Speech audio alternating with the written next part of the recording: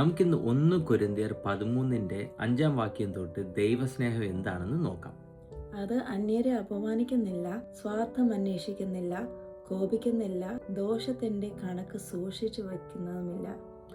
ഇവിടെ സ്നേഹം, അതായത് ദൈവത്തിൻ്റെ സ്നേഹം, അഗാപ്പെ സ്നേഹം, ദൈവം നമ്മോട് കാണിക്കുന്ന സ്നേഹം, അതിൻ്റെ വ്യത്യസ്തമായ അർത്ഥങ്ങളാണ് ഇവിടെ നമ്മൾ വായിക്കുന്നത്. അതിൻ്റെ പല ഫാസറ്റ്സ്. അത് അന്യരെ അവമാനിക്കുന്നില്ല, അതായത് അങ്ങോട്ടും ഇങ്ങോട്ടും ഇൻസൾട്ട് ചെയ്യുന്നില്ല.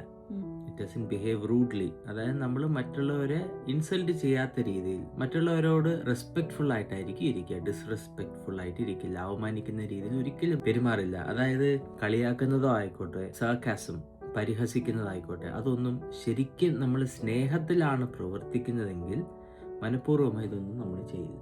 ഇതിൽ അന്യരെന്ന് പറയുന്നത് മറ്റുള്ളവര് എല്ലാരും നമ്മുടെ ഫാമിലി, ഹസ്ബൻഡ്, വൈഫ്, പിള്ളേര്, അമ്മ, അച്ഛൻ, ബ്രദേഴ്സ്, സിസ്റ്റേഴ്സ്, എല്ലാരും. പിന്നെ അടുത്തത് സ്വാർത്ഥം അന്വേഷിക്കുന്നില്ല, അതായത് എൻ്റെ കാര്യം മാത്രം നോക്കുക, അതായത് എനിക്കിഷ്ടപ്പെട്ട കാര്യം മാത്രമേ ചെയ്യുള്ളൂ, ബാക്കി എല്ലാവരും അതിനനുസരിച്ച് നിന്നോളണം എന്നുള്ളത്. അങ്ങനെ അതൊരിക്കലും ചെയ്യുന്നില്ല.